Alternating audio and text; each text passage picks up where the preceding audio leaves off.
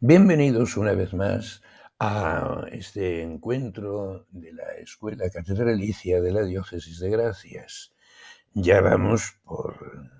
el número 05, y hoy vamos a dedicar nuestros 15 minutos al reconocimiento como inspirados por Dios de algunos escritos que son los que constituyen la Biblia en la actualidad, y ver cómo se ha llegado a este reconocimiento del carácter sagrado de estos libros en medio de todo lo que se ha escrito en la historia de la humanidad desde que se inventó la escritura más primitiva. Porque sabemos que en el siglo IV antes de Jesucristo es cuando ya se reconoce el carácter sagrado de los primeros escritos. Y ha habido unos estudios muy serios realizados en la Escuela Bíblica de Jerusalén de los padres dominicos de lengua francesa. Es la escuela donde se elaboró la famosa Biblia de Jerusalén, la original en francés, que luego del francés se ha traducido al español. La Biblia francesa sí está traducida directamente de las lenguas originales. Y en esa escuela bíblica de Jerusalén hubo uno de los profesores que tuvo la santa paciencia de ir comprobando en la literatura rabínica la precisión con la que se reproducían las frases de los textos que se estudiaban, que se comentaban, por los distintos rabinos, lo cual hacía pensar en la existencia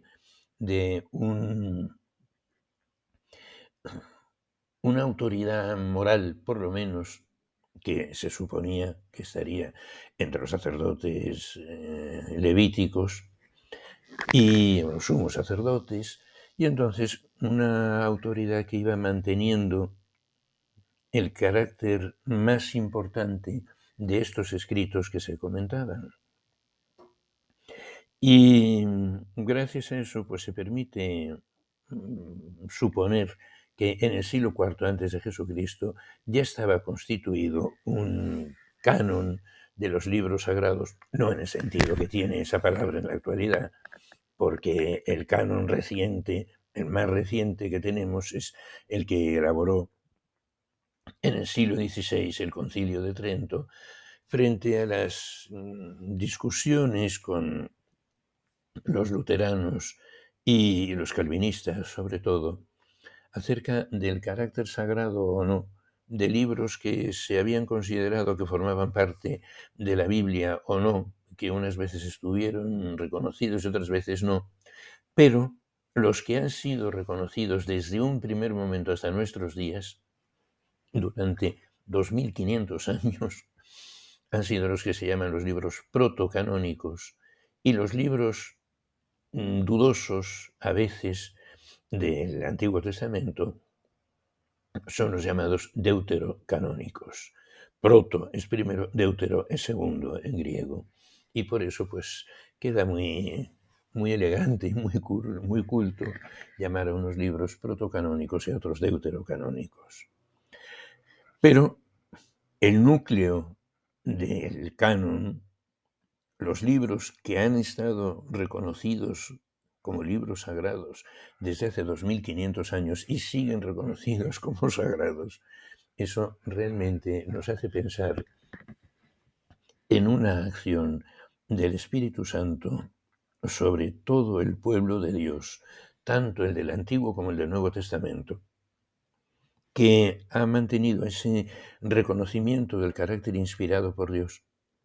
de determinados escritos, mientras que de otros escritos, aunque hayan sido comentarios o libros religiosos o libros piadosos, sin embargo, no se les ha descubierto esa inspiración por parte del Espíritu Santo. No es que sean libros canónicos porque la Iglesia lo ha decidido así, sino que han sido reconocidos como libros canónicos porque se ha reconocido verdaderamente la inspiración por el Espíritu Santo. El Espíritu Santo que decimos en el credo que habló por los profetas, que aunque el Espíritu Santo viniera de una manera especial sobre los cristianos el día de Pentecostés, sin embargo, el Espíritu de Dios venía ya aleteando sobre las aguas desde el versículo 2 del capítulo 1 del libro del Génesis. Y entonces, esa acción del Espíritu Santo va unida a la misma creación y tenemos que saber reconocerlo. Por eso es por lo que tiene esta importancia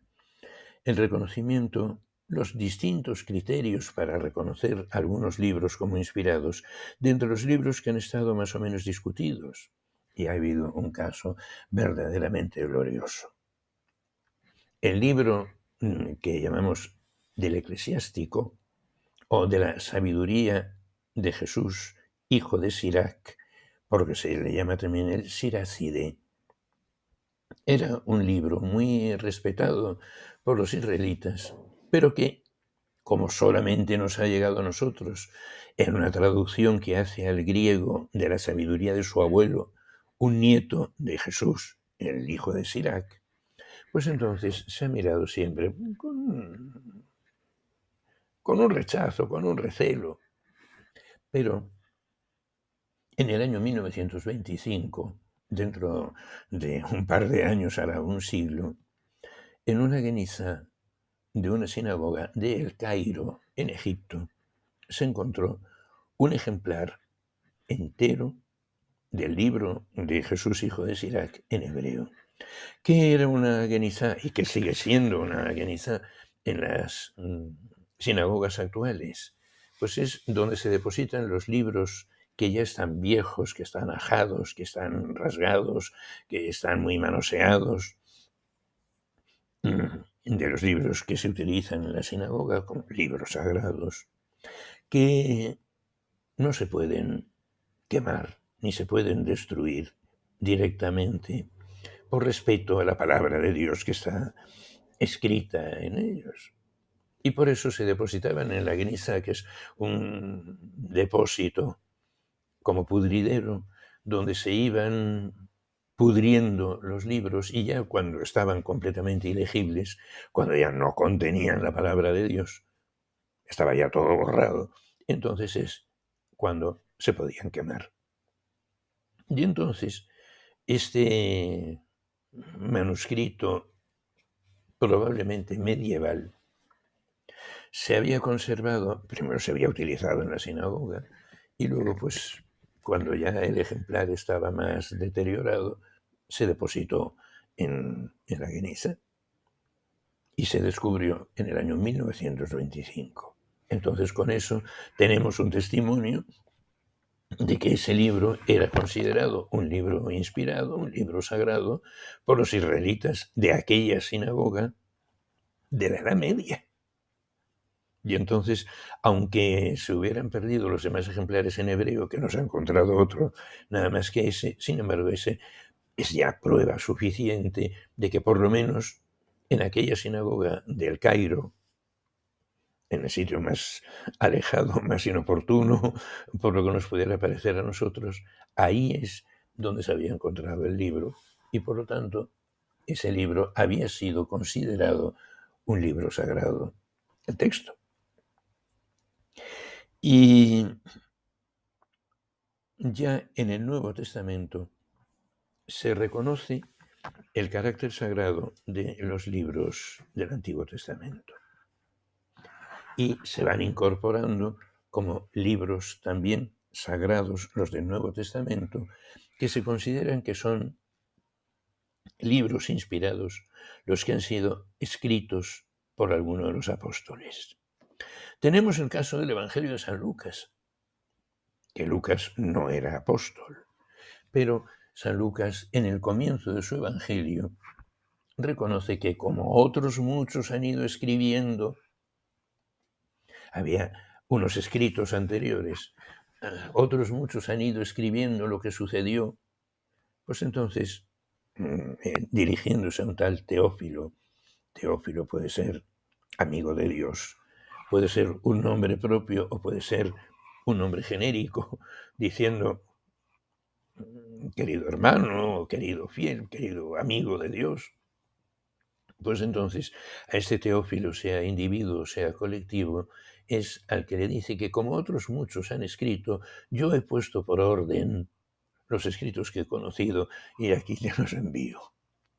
Entonces, la obra que hace San Lucas, que no es testigo presencial, como era presencial San Mateo, San Marcos, en parte, y San Juan, pues San Lucas reconoce que ha utilizado otros escritos que se había encontrado antes. San Lucas escribe en griego. Y lo que dice San Lucas al comienzo de su Evangelio, de acontecimientos que solamente había podido conocer la Santísima Virgen María. Por ejemplo, que se le hubiera aparecido un ángel y le hubiera dicho que la virtud del Altísimo vendría sobre ella y por eso el santo que iba a nacer de ella se iba a llamar Hijo de Dios. Eso solamente lo podía saber ella. Y entonces parece que la Santísima Virgen, que no hay ninguna constancia de que supiera griego, lo comentó, lo reveló a algún discípulo de después y alguno de esos lo puso por escrito y eso pues fue de los escritos que utilizó San Lucas. Ha habido un trabajo muy interesante que ha hecho uno que fue compañero mío en el seminario de Madrid, Alfonso Simón Muñoz, que ha estudiado la patología siríaca. El siríaco es un idioma semítico, es parecido al hebreo y al arameo, y ha encontrado algunos textos en siríaco que han podido ser el origen de la traducción al griego de lo que utilizó San Lucas para poder escribir en su Evangelio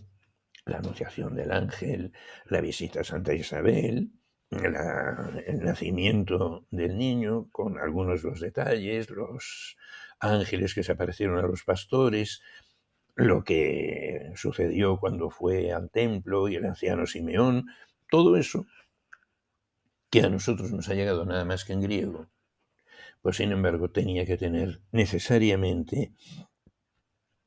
una base semítica, en arameo, en siríaco, en hebreo, en lo que fuera, pero San Lucas reconoce que había utilizado otros escritos anteriores. Entonces, la inspiración de Dios, la inspiración del Espíritu Santo, ha podido consistir, por ejemplo, en los salmos, en oración espontánea de los israelitas, himnos, cánticos que se iban poniendo más o menos de moda en las peregrinaciones al templo, qué alegría cuando me dijeron vamos a la casa del Señor, y textos así. Y entonces, la inspiración ha consistido en ese caso en la oración espontánea de los fieles, o ha sido el criterio de escoger unos escritos para ponerlos todos por orden y que salga así el Evangelio de San Lucas. San Lucas estuvo inspirado en utilizar esos escritos anteriores. Hay un texto, una parte del libro de los Proverbios que depende clarísimamente de una sabiduría de un egipcio, Amenemope, y entonces pues el autor o el compilador del libro de los Proverbios vio que aquello que había puesto aquel egipcio se podía aprovechar y lo incorporó. Hay otros escritos, en cambio, que sí se reconoce quién los ha escrito. Así nos encontramos, por ejemplo, las cartas de San Pablo. el mismo San Pablo dice que él es el que lo está escribiendo, o que lo está escribiendo otro al que se lo está dictando San Pablo. Hay alguno que pone, y yo soy el que escribió. Bueno, y entonces, ay, que nos hemos pasado de tiempo, que nos hemos pasado los 15 minutos. Bueno, seguiremos otro día. Muchas gracias por su atención y que el Señor les bendiga.